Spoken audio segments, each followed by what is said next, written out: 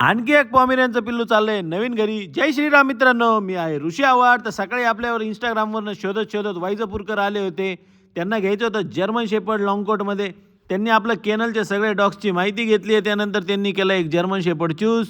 पिल्लू चाललंय नाशिकला त्याच्या नवीन घरी. त्यानंतर आपल्याकडे हा टॉय पॉममध्ये मीटिंगसाठी स्टड आहे. कुणाला पाहिजे असेल तर माझ्या नंबरला स्क्रीनवर दिसतो त्यावर कॉल करा. त्यानंतर हेवी साईजमध्ये लॅब्राडॉगचे पपीज आहे. तसाच कल्चर पॉमेरियनचा स्टड देखील आपल्याकडे आहे. त्यानंतर हे पपीज देण्यासाठी आहे. कुणाला पाहिजे असेल तर माझ्या नंबरला कॉल करा. तसेच ब्लॅक लॅबचे फिमेल पण आहे. त्यानंतर दुसरे वाईजापूरकर आले होते शोधत शोधत आपलं केनल त्यांनी आपलं बघितलं होतं इंस्टाग्रामच्या रीलवर.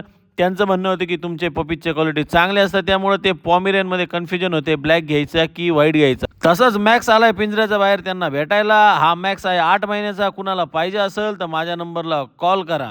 ते उरकून आपण गेलोय कोपरगावमध्ये. अखिलेश भाऊ एकदम जाम होता. काहीतरी भाऊला मोठं टेन्शन आहे. आता ते टेन्शन कसलं आहे त्याचा शोध आपण उद्या लावूच.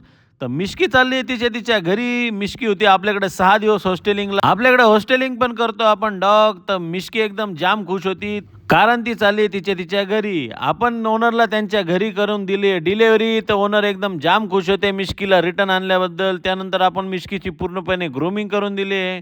त्यानंतर पुढे जाऊन आपण केलाय महाराजांना मुजरा आणि निघालोय आपल्या कामाला. घरी येऊन मम्मीने काहीतरी मिशोवरनं आयटम ऑर्डर केलेला होता.